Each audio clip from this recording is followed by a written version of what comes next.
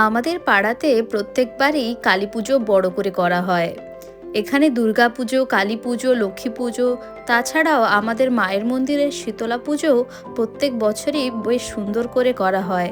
কালী পুজোর জন্য দেখুন রাস্তার ধারে কি সুন্দর করে লাইট দেওয়া হয়েছে, আর মানুষজনেরও অনেক ভিড় জমেছে। পুজোর কয়েকদিন পরিবেশটা বেশ সুন্দর হয়ে যায়। চারিদিকে গান বাজনা, আলো, মানুষের কোলাহল, যেন জীবনে একটা নতুন প্রাণোচ্ছলতা চলে আসে। কালী পুজোর পরের দিন আমাদের এই মন্দিরের অনুষ্ঠানে ছোট ছোট বাচ্চাদের নাচ, নাটক, এইসব অনুষ্ঠানগুলো হচ্ছিল।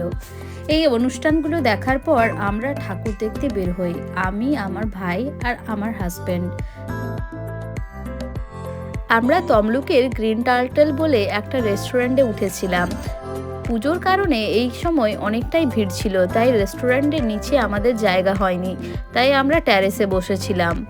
আমরা অর্ডার করেছিলাম চিকেন ললিপপ, তন্দুরি রুটি আর চিকেন বাটার মশলা।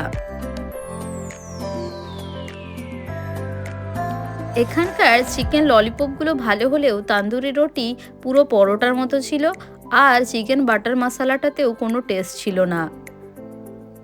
কি আর করা যাবে, পুজোর সময় তো মানুষের আর কোয়ালিটির দিকে অতটা গুরুত্ব দেয় না, তাই মোটামুটি চালিয়ে নিতে হয়েছিল। এরপরে ওখান থেকে আমরা চলে যাই নন্দকুমারের আলেয়া।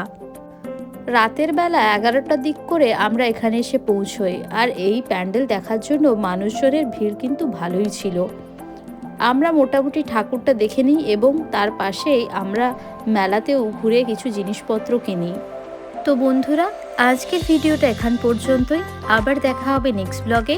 আপনারা সবাই ভালো থাকবেন, সুস্থ থাকবেন। আজকের মতো এখানেই টাটা। ধন্যবাদ সকলকে।